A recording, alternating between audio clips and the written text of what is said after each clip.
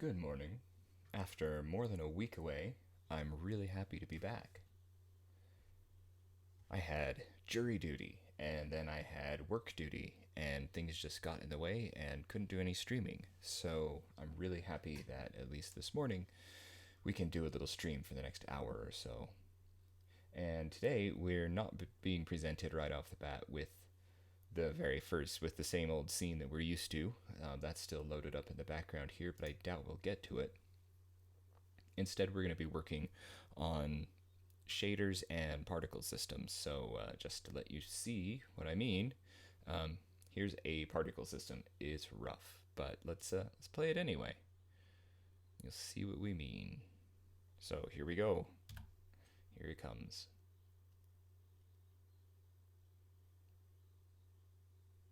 So that's it. That's the particle system, and of course it could be tweaked endlessly and forever, and that's a good thing. But instead, what we're going to do is we're going to start working on the shader. So it's pretty ugly. This is a demo scene that I have, and it helps me with just testing materials and other things like the particle systems without doing it in the full game. And the reason we're working on this at all is that in the past couple of weeks I've rebuilt the kind of core shader in the game, and the core shader now uses partial derivative normals reconstruction, which means that I can reduce the vertex count in the game by half or even 70% in some cases and maintain the same visual quality. So in fact, here it is. Yeah, nothing different here. Pay no attention to that. This is one reason why we're back in the other project working on shaders and particle systems. But anyway, everything here in the tower, at least, has the new shader system in it, and it's quite a series of shaders. But this all has the new shader system in it, and it's working pretty well. So I'm very pleased with that because it's going to make the game, hopefully, run a lot faster, be a lot less resource intensive, be able to be displayed at larger resolutions. It's a system that really does need to go in before the demo is out. So that's where we're at with that one. So, but one of the big problems is that I have several different build effects. One effect, of course, is where the rebel reconstitutes itself into what it was in the past, which is good fun to watch and doesn't actually require any special shaders because I'm not that clever. And then there's the other system where you can scroll through different options to rebuild and rebuild that, and rebel pieces kind of appear out of nowhere and reconstitute themselves. Again, no particularly special shaders there. And then there's a third reconstruction shader which actually reconstructs polygon by polygon, and that happens sometimes back here, and that's pretty great. But that one also does require quite a lot of special handling, and I've been working for the past little while on trying to get it to work with my normal reconstructions, and it's just not working with the normal reconstruction. So I'm going to leave that because I really, really like that effect. I'm going to leave that in the inefficient geometry ones because the cases in which I need to use it are pretty rare, but or at least they're not going to completely fill the project with unnecessary verts the way the current thing does. So we're going to leave that one inefficient for now. But that same effect is also applied to landscape tiles when they kind of disappear. And while I like the effect, these have too many verts really to allow me to comfortably leave them in the scene if I don't have to. So instead, we're going to try to come up with a different system that still has lots of kind of polygon particles flying around to look impressive, but is actually a combination of a simple dither shader and a particle system. So that's what we're going to work on for this, but we're going to work on it in the other project. So this is the other project. So the idea is that this is running in reverse right now, which is apparently a whole thing. But anyway, so because I'm trying to look at maybe using this effect for build as well. I'm not very happy with the density of the polygons in that, by the way, but we can work on that. So for now, I've got a particle system, and I'm so new to particle systems. This is not using Unity's VFX graph. I do have it installed. Just yesterday afternoon, I was trying to come to grips with the basics of using it. I still need to do a little bit of playing and experimentation with that. So instead, this is just a good old-fashioned particle system, which is great, and it runs in reverse right now. And like I said, it's not dense enough yet. I'm not happy with the noise. I haven't gotten very far in it, and obviously I don't want a bunch of quads. It's actually going to be a bunch of triangles. But for now, I've got an effect running. I can run it forward. I can run it backward. So that's supposedly supposed to be forward. It doesn't work great, and that's probably because I'm running, I don't know. Yeah, it's running in a really funny way. But anyway, I'm just going to center this a little bit better. Anyway, I've got a system running. That's fine. We could tweak it all day. I do have it running backwards. But what I really want to do is I want to work this morning on the shader to have this dither out by height. And height, is it going to do it by world height or by object height? Probably world height. So anyway, I need to set up a dither fading system. So that's what we're going to work on with this shader here. So this shader kind of is doing everything right now. I'm going to strip out some stuff. It's got pretty cool normals being reconstructed. So it's got normal reconstruction. So the meshes have absolutely no normals imported or calculated. They're just raw. The meshes are just verts, verts and vert colors, and that's it. There's no UVs. There's nothing like that. So they are as small and efficient as possible in terms of vertex data, which means that the normals are reconstructed on the fly inside the shader, which is just this little tiny set of nodes right here, which is pretty magical. Oh, and then this whole monster mess here, because the world to tangent construction system in Amplify Shader Editor, while good for this, doesn't seem to be perfect. And this one, which is created by Ben Gaulis, the shader wizard, who also was very helpful over on the Unity forums and everywhere else on the internet. This is one that he created, and it seems to work a little bit better, so that's what we're using. And this is also all of his triplanar stuff, including getting normals to work on triplanar mapping. So here's world space UVs for that, which again is great, but again it takes a little hack. Here's the little hack to run correctly, and it works well enough in this setting. There's not too many. Usually there's little errors around the edges, and there's just a tiny bit here. But over in the game, for some reason, it doesn't work very well. So I've stripped out the normals in the game because they don't really contribute that much, and they're a bit of a hassle. So actually, I need to strip out these normals. But right now, I'm going to leave it in here because this is kind of like a monster Uber shader, and I really like it. So one other thing we're going to do. Oh, and this should all lerp. This should lerp so that the triplanar coloring actually comes into place. There's a lot that I'm really asking these shaders to do, and they seem to be doing it pretty well. I'm an idiot with shaders. So the next thing we're going to do is we're going to try to do a dither, and we're going to do a dither based on like the height of the vertex, either relative to the object center or relative to the world. We'll see. So that's where we're at. Hopefully we can get that done this morning in the next 40 minutes or so. The first thing I need to do is I need to change this from an opaque to a transparent cutout shader. We'll leave the rest as is, and let's dump in a dither node, and let's just start playing. Thank goodness for node-based shader editors, because I'm just lazy, I guess, and I haven't had a lot of chance to wrap my head around actual direct shader coding. The thing, shader coding is so shorthand compared to C# scripting that I just don't quite understand what's going on, and this kind of stuff seems to allow me to play a lot better. I don't know, whether it should go in the vertex or the fragment or what a surface shader is or where I call my CG includes, and everything's just a bit of a mess for me, and I'm really glad that this isn't. So I don't know what the inputs and the outputs are on this thing. So let's go look at the reference online here. So you won't be seeing this, but I'm looking at it here. Oh, it just takes a texture to do the dissolve. Creates a dither pattern.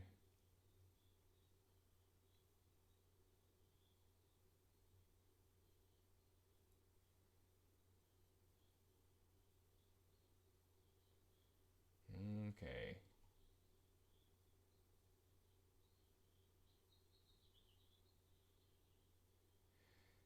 All right, we're just gonna have to fiddle with this a little bit. In fact, let's go open up a different.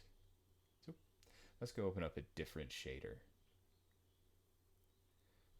So let's put that one away for now, and let's go open up another one which actually does have a dither in it, but the dither is based on camera distance.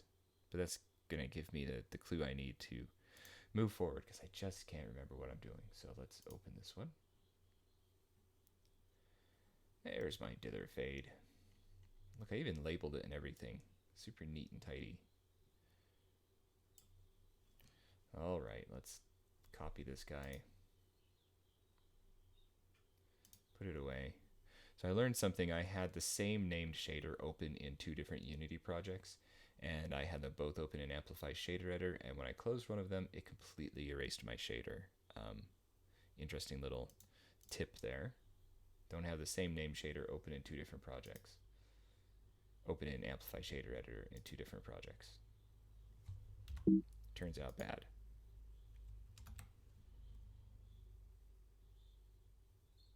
There we go. Okay, another thing I noticed is that it's this kind of copy and paste, which is a little bit of a hack in Amplify, but it's really cool that it exists at all.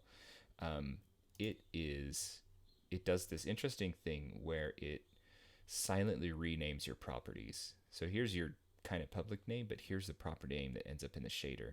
It should just be dither underscore falloff. Instead, it's dither underscore falloff number 2. When you do the paste, it does that. And if you have scripts referencing these properties, this can cause trouble, and you can tear your hair out wondering why it's not working. This is something to check. Seems to only work on properties.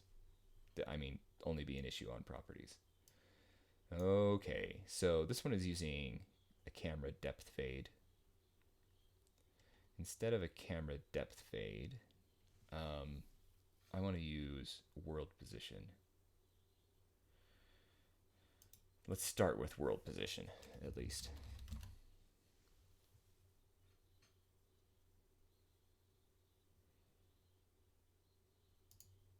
World position seems to be based on the object's transform as well, which is interesting. And let's use the world position's Y component to knock it. So let's just feed it straight into there. See what happens. And I want it in my opacity. Do I want it in my opacity mask? I can't remember.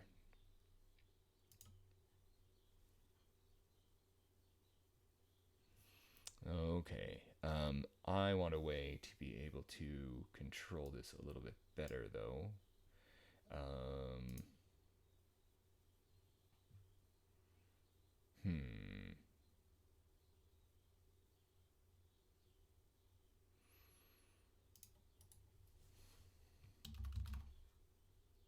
Let's add in another public property. I'm going to call this dither amount.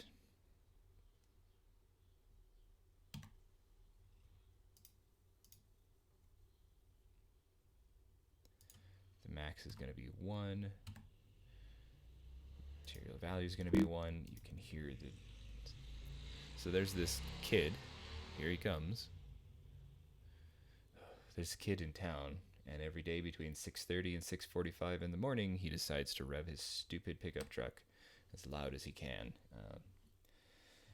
It's nice. is really nice. Okay, let's put in a remap node.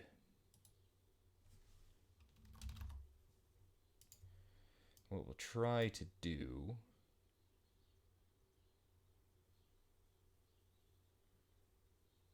oh, why am I so silly? I just can't remember anything today. Sorry guys. If I don't work with this for a little while, I just start to forget what to do. Okay, so the input value to be converted between ranges is going to be that. Let's kill that. And the max new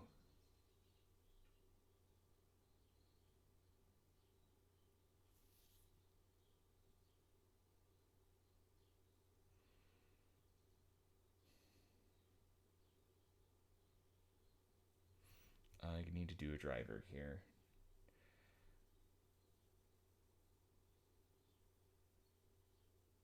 Oh.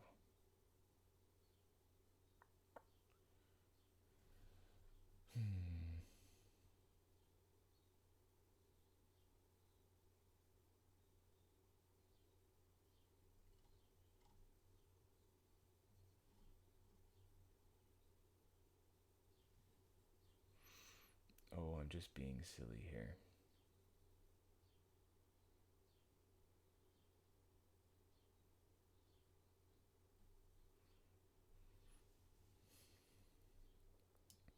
Okay, what I'm just trying to do, so I'm trying to take my full range of world position here, and I try to drive it so the dither is based on, world value y. Oh, come on. I've done this before.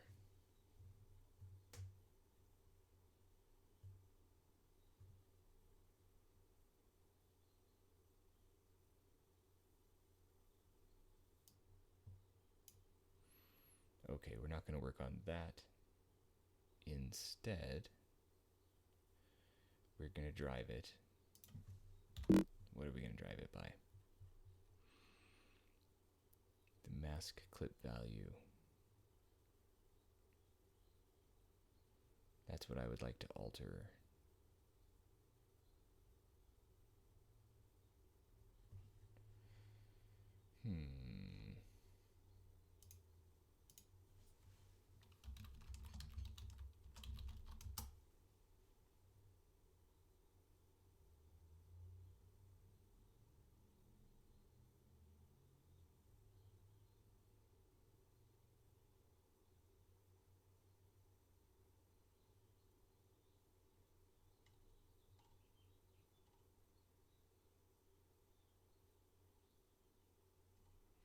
I want to run the mask clip value on the cutoff blending. I want to run that by this little dither amount value.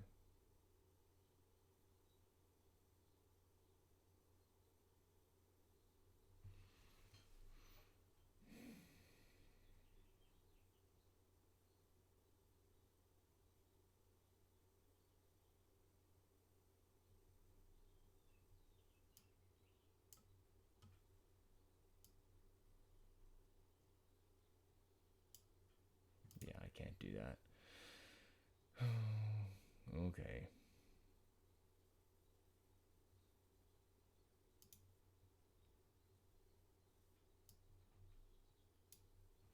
Let's do this one first.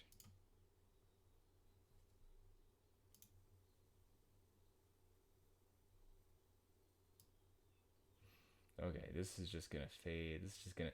Why I'm dithering it is because then I don't have to deal with proper transparency.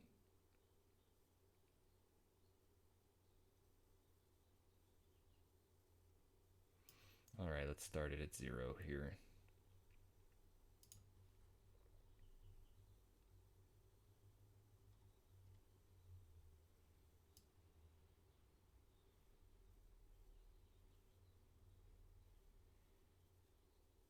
I didn't want to run the mask clip value anyway. Nope. Okay.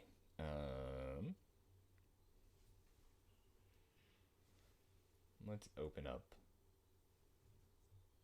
activate my particle script. We're going to just do something silly and quick. This is kind of rough. I'm just trying to rough out the technique at all before we can do something interesting with it.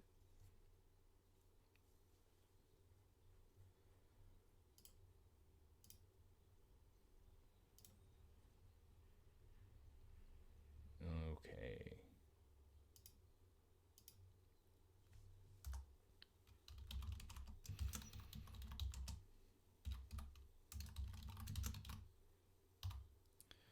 My dither mat.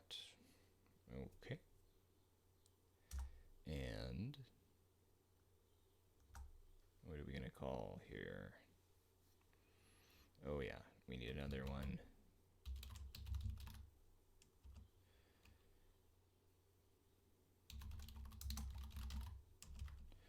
Right now it's a 6-second dither duration.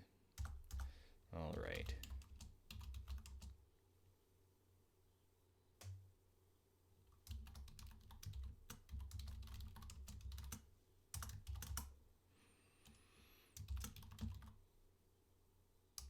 Do I have lean tween installed at all? No, I don't. Well, that's a problem. Let's go grab lean tween.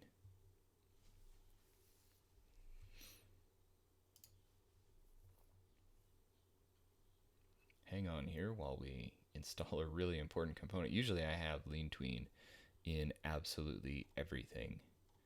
I don't even think I have my messenger system in here. That's crazy.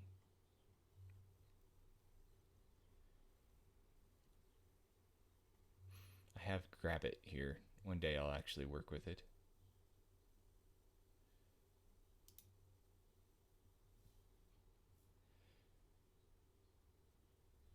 All right.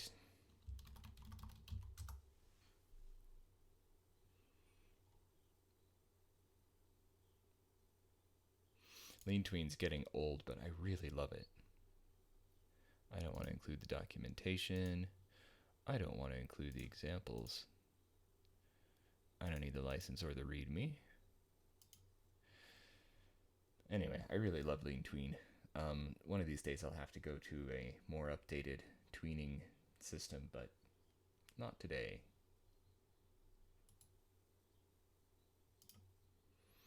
All right, now that lean tween's in there, let's try to call those functions.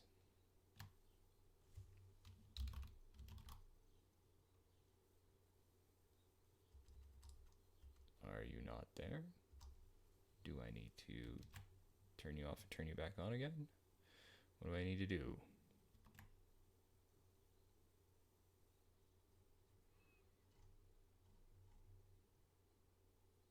Oh, had it not compiled yet.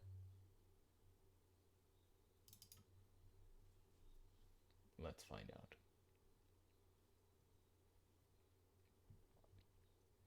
Here we go again.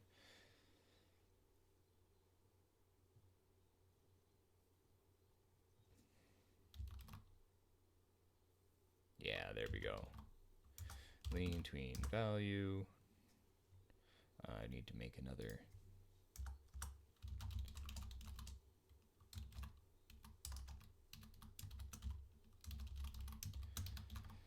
Need to make another function for it to call, and then I should probably have an onComplete because I always use onCompletes. I don't know if I'll use it this time, but let's make it anyway. Okay, lean tween value game object, and then we're gonna call fade in dither update. Oh, and the fade in dither update function needs to call something, and it's gonna go from 0 to 1 over dither duration time. Yeah, I know that fade in dither update's not going to work, and that's, well, let's do something here. Set onComplete and call fade in dither onComplete, just like the name says. Let's change our dither update to take the value. We'll call it something generic like value Okay, on complete. My PSSR dot enabled equals false, so this will allow us to run it again and again.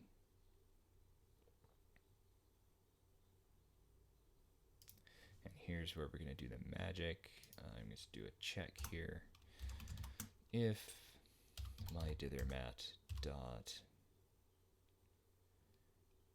get float underscore underscore dither amount, I think that's what we called it,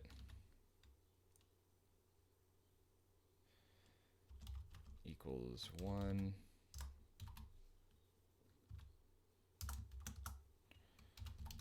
my dithermat dot get float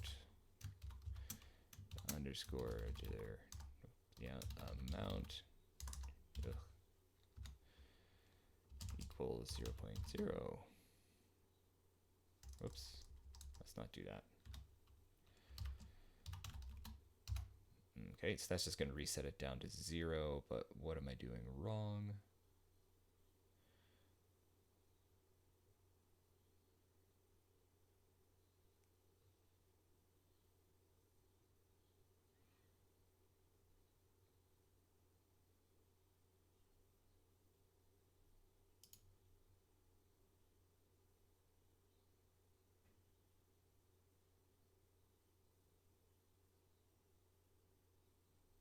Oh yeah, it's like get float, it's gotta be set float. Stupid.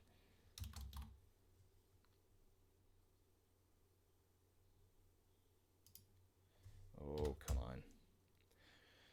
Obviously I've been doing different work all week and I've forgotten what I want to do. Get float. I thought I could just set your float.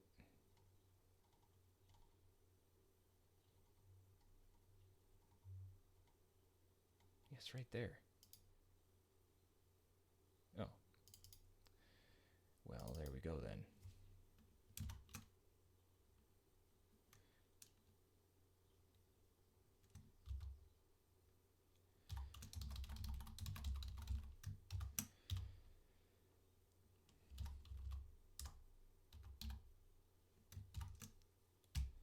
Here we go.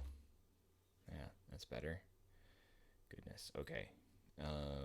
All right, so I'm just resetting the dither down to 0 again. And now here's where we actually fade it out. My dithermat dot set float dither amount value. There we go. Okay, that's the whole system. Let's let it compile. Make sure that our shader actually has a property called dither amount on it. Yes, it does. Okay. Glad I got the name right. Okay, my dither mat.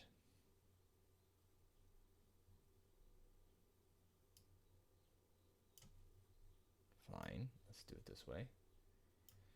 All right. Okay. Let's see what happens. This is gonna look really ugly. Here we go.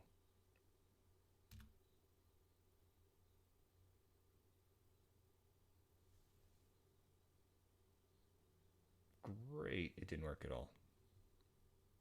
Lovely. Oh, well, maybe it helps if I call it in the script, eh? Yeah. Yeah, let's call it in the script first. This will make a world of difference.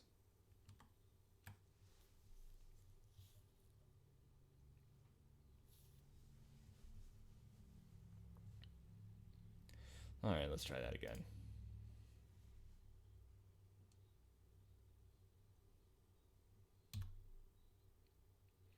Okay, so the dither comes in way too quick.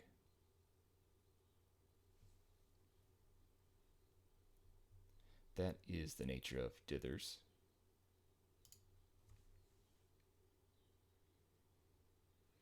So we need a different animation ramp, essentially. Let's go set our dither amount back down to 0. Let's see. I'm going to do another thing here. public lean tween type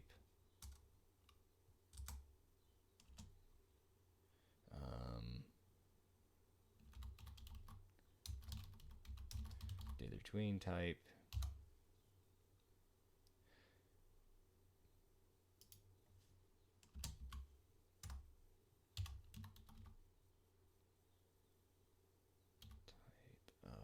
boy, I haven't done this in a long time.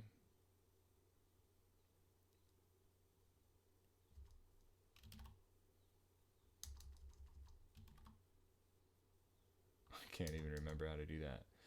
What a silly person.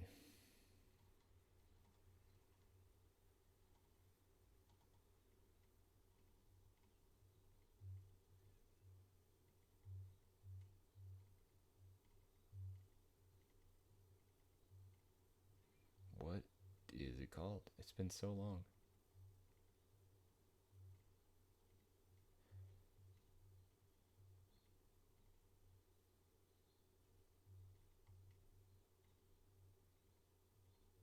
Oh, it's set ease, isn't it?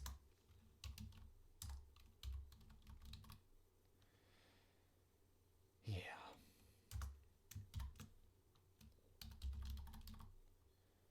That's the one we want.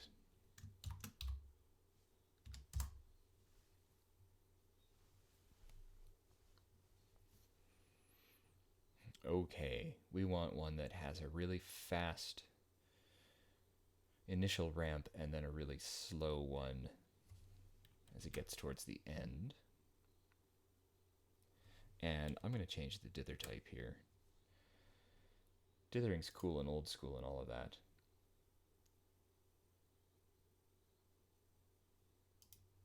That's me being too active here. Okay, dither tween type. Let's see. So we're gonna ease out.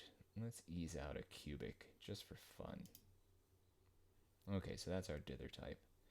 And let's go open this up and let's do an even more fun actual dither. Instead of an 8x8 bear. Well, 8x8 bears we have a lot of not so great types. The only thing I can do is an 8x8. Okay, fine.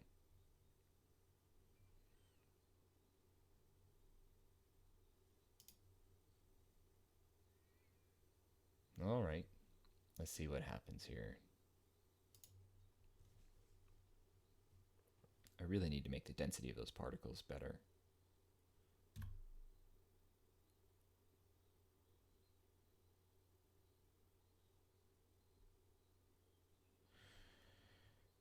Didn't like that. Let's do the other direction. Let's ease in cubic.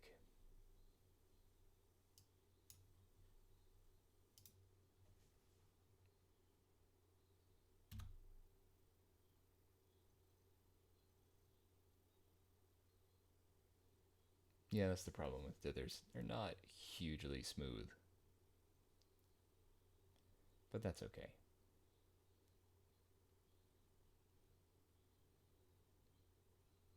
That was a little bit better.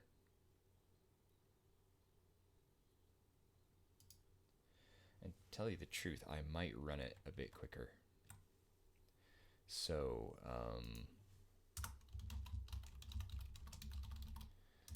so I might stick a delay on this. So let's stick a delay of like 4 seconds actually. So set ease.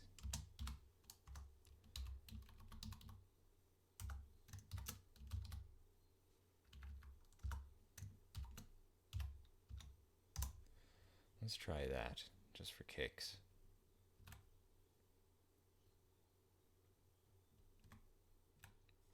Is any of this necessary for the smooth running of the game? No, in fact, this gets in the way of the game. But I'm so visual that I really appreciate having a good deal of the look of the game kind of in place, which is totally the wrong way to do it. So, as I hope you've been able to see, this whole dev stream experiment has all been about how not to make a game. But it's the way my head works, so we're keeping on with it.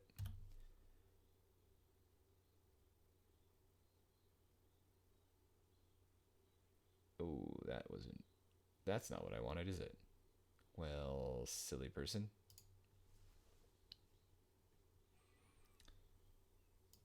Let's change the dither duration now to 2 seconds. See what happens there.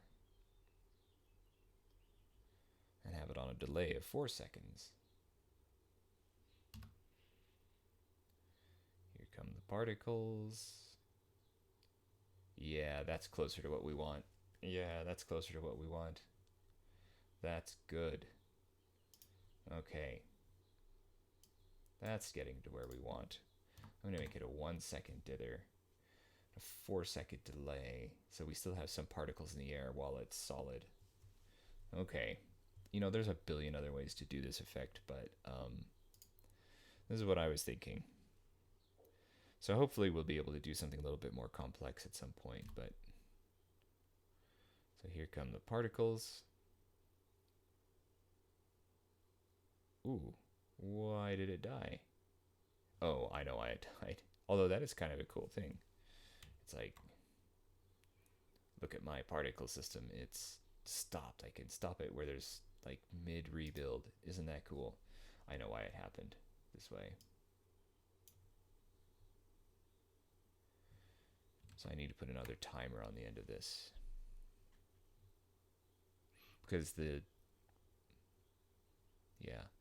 duration is shorter than the duration of the particle animation, and I just turned off the particle animation. So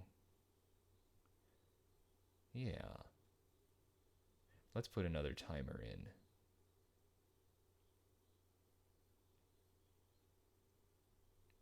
We don't even need another timer. We've already got the reference to how long the animation is going to happen. So I don't even need this fade in on complete at this time. I'm going to pull this one out.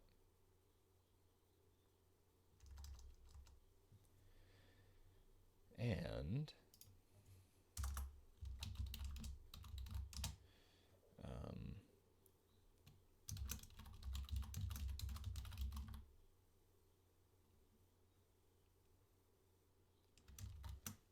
this is what's going to get called on my particle on complete. I'm going to fire off another lean tween because this is the easiest way I know how to do timing rather than try to do it with yields and code routines and all sorts of other good coding. I just fire off another tween because at the end of the tween I can call another function. It actually has a bit of a garbage overhead. I don't care. Just putting in some dummy values here. And then the timing of this is my PSRSSS dot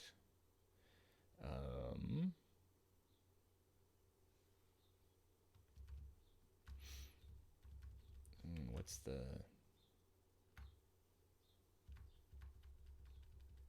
I can't remember the well, let's just look it up.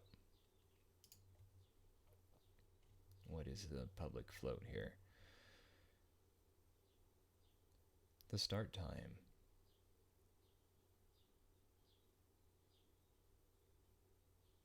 Actually, is it the start time? Is that what we want? Yeah, start time ends up being the whole duration. It's what that float actually means. Start time. There we go. Set on complete is particle on complete. There we go. Okay, now on that one, we'll call my PSRSSS dot enabled equals false. So the particle system should reset itself after it runs.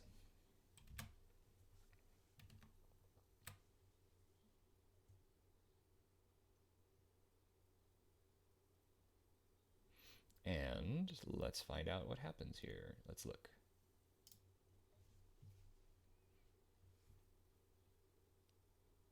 Okay, here we go. Here come the particles. What are they going to make? Yeah, that's what we wanted. That's a lot better. Right. Let's make those particles more dense. Also, I'm gonna change a few things here on the particle system. Yeah, look at that. That's weird. Okay. We are going to change the orientation of the particles so that they're at 0 degrees.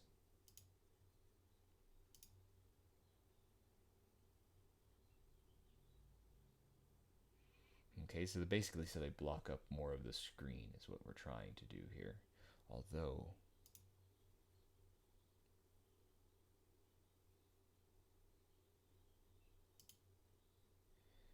let's see, let's get this to loop so that we can figure this one out. We don't want it to play on awake. Looping. Great.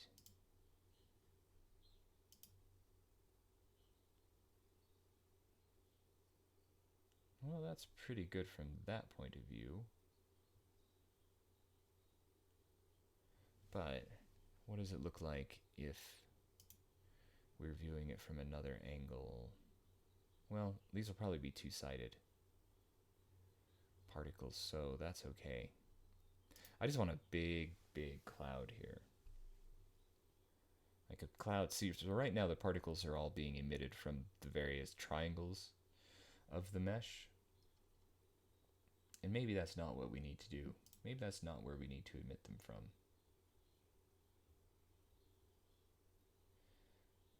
Emission. Bursts. Yeah. And I've got a lot of noise. I think the noise is a little bit too much on this.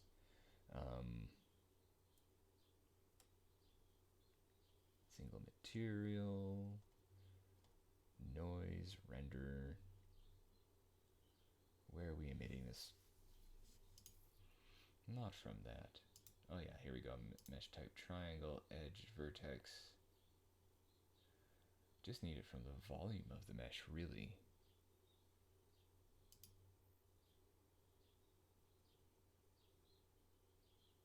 That's really nasty. And sending it from the verts is really bad. So sending it from the triangle is better.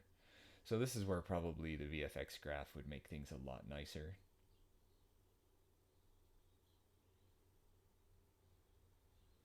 Shape, rotation, scale.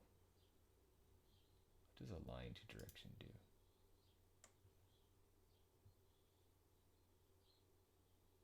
No, I don't like that.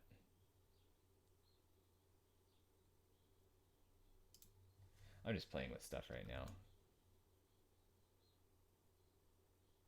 That's kind of better.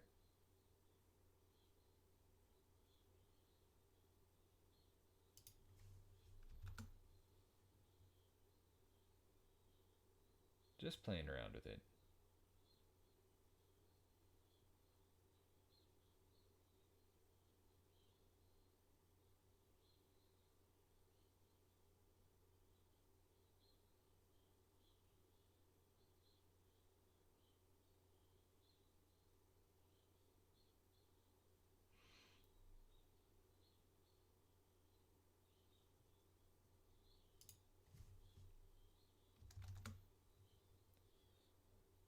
This is kind of fun to play with this here. No, I guess all we can do is go up to 1, huh? Yeah, all we can do is 1. Okay, now what's going to happen?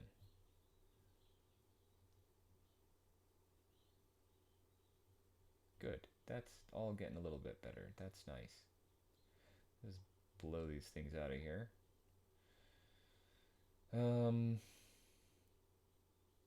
Let's tone down the noise a bit. So I have a position amount change that's really quite huge. Let's drop that down to 3 and see what happens.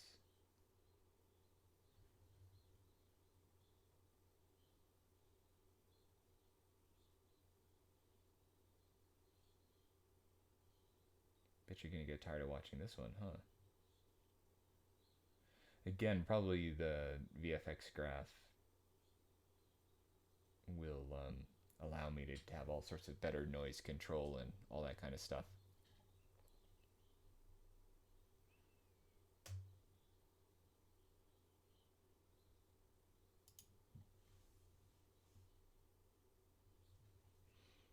What's this go up to? In degrees per second. Cool. So what if we did a 5 here?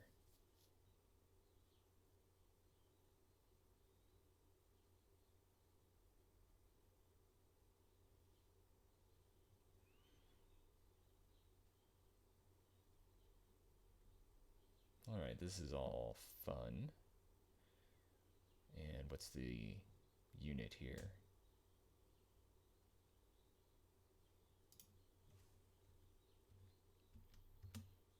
Okay, see what happens here. Not much. Okay, right, I'm just playing with this right now. And we could do this. We could scroll it to add some more weirdness to it.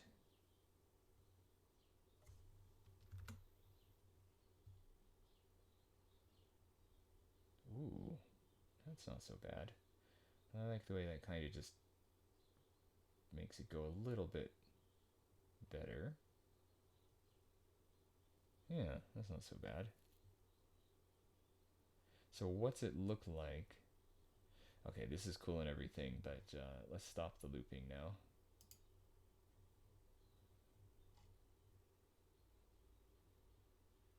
Now let's see if we can run this backwards.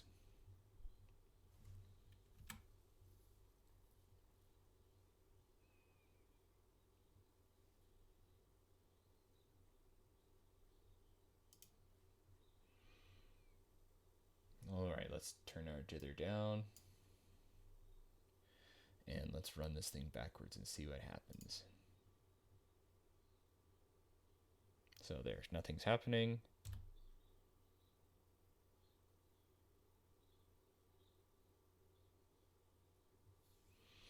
Yeah, that's getting there. That's all right. We're okay with that. Let's make our dither duration even shorter. Let's make it a ½ second fade in. Because apparently we want a very short fade in. If we're going to just fade the whole object. If we're not going to do like a height-based fade, which is probably best anyway, because those are going to get messy depending on the object and everything. If we just fade the whole thing and let the kind of size illusion be done by the particles. That was too quick. That was too quick. I didn't like that one. We'll do a 1 second. Let's do a 1 second fade, and let's delay it by 5 seconds now. So now it's going to be fully visible by the very end. So let's see how that kind of feels. Again, this doesn't really need to be perfect at this point. And it will never really be perfect, but let's see what it's like now. Here they come. Yeah, boy, that's getting better.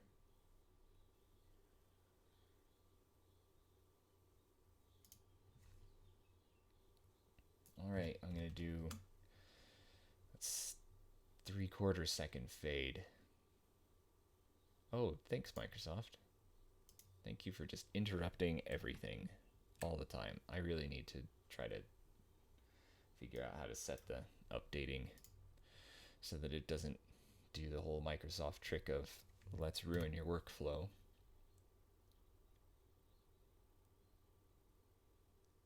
Oh, yeah. Yeah, that one's fun. Good enough. Good enough. Yeah. Cool. That one's fine. I liked that one. Okay. All right, so we've got a kind of a build effect. We'll need to run it differently if we want an unbuild effect. Anyway, the whole idea of why I'm doing this at all is that I would like to have a kind of lots of polygons flying around, a big cloud that coalesce or decoalesces. Is that a word? I'd like to have this kind of system kind of on tap where I don't have to rely on the underlying mesh that I'm fading in and out being anything special. Which, in order to do the kind of polygon rebuild effect that I've had before, the mesh has to be specially treated. And what I'd like to do instead is to just apply it generally. So this is a fake and a fudge. Thank you for Mirza Beg or Beige. I'm sorry, I don't know how to pronounce your name, but you've always been awesome. You provided the particle system in reverse simulation script, which is super cool. And again, probably could be done in the VFX graph now, but I'm just picking that up. Like I've really just touched it for the first time less than 24 hours ago. Anyway, the reason to have this whole big cloud of particles effect is that I would like to have this as a transition for fading in and out whole landscapes or whole buildings all at once when I am doing a kind of time travel sequence where you're simply kind of like going backwards in time, and I need to transition between one period's objects and another period's objects. Right now there's just a pop as they transition, and I would really like that to have be a smoother transition. So for the next few minutes, since this one, I'm pretty pleased with this one actually. I mean, it's good enough for now. So let's jump into the game. Let's try to fix this. Nope, that's not what we want. Landscape 12. I've been doing so much work on this project that is not, it's a lot of UI based stuff. And so I haven't been paying a lot of attention to anything else.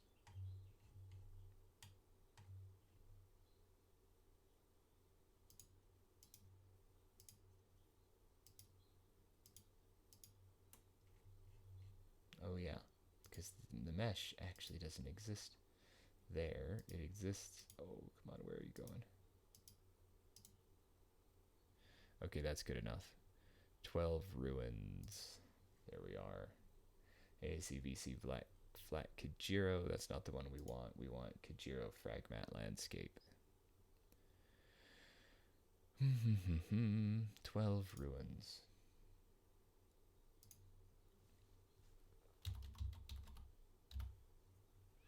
Kajiro fragment landscape. Boom. Okay, fixed. Great.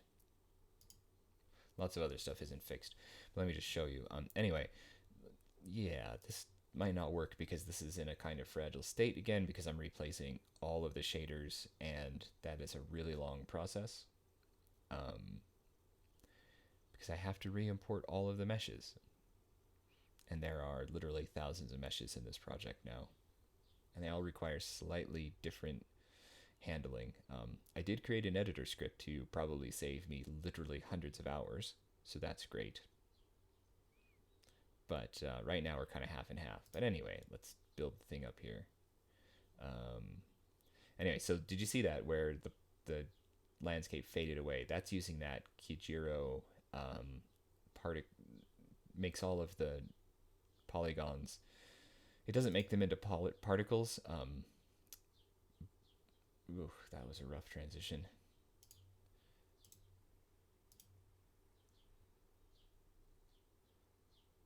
You're gonna transition in?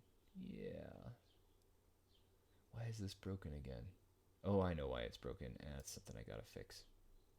And then the shading on this is broken again because of different shaders. I gotta figure all that stuff out. Anyway, let's just rebuild this part for now. Let's collect that. Let's rebuild this. So there we go. There was that Kajiro shader again.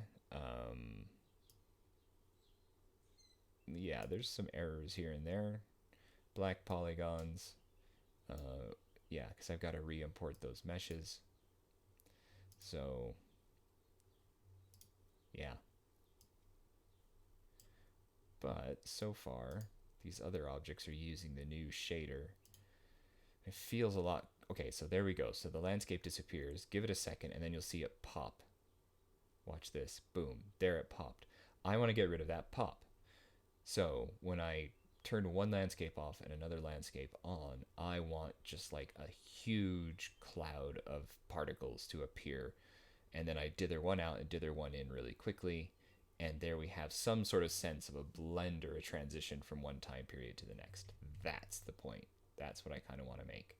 So that's where we're headed in this, and I assume we'll be working on this all next week as well, because switching out these shaders is a lot of work. So there'll be a lot of that kind of switching out shaders, setting up systems. So the next thing to set up, and maybe I'll get a chance to do this over the weekend, but the weekend looks pretty full. But I want to set up a transition that fades one out and one in while the particles are everywhere, and I can set particle systems according to mesh shape everywhere I need to. So that's a lot to ask. It may actually make my computer fall over. It may just be too processor intensive. I don't know. The particles are being simulated on the GPU, I guess. But we'll see. We'll see what happens. This may not be a viable approach, but the only way to do it is to do it and to figure it out. So that's what we're working on. As the sun sets here, I think that'll be the sunset on today's session. So it was good to get back into this. It's good to talk through and explain some things. And we're so close to a build and a demo, and I've got a big goal of getting a demo out by the end of the summer, even maybe by my birthday at the beginning of August, which would be a cool birthday gift to me. So fingers crossed that's what's going to happen. Summer's looking crazy busy right now in other things, but we'll see how far we get. So everybody, have a great day, have a great weekend, and as far as I know, I'll be back here on Monday. But bye for now.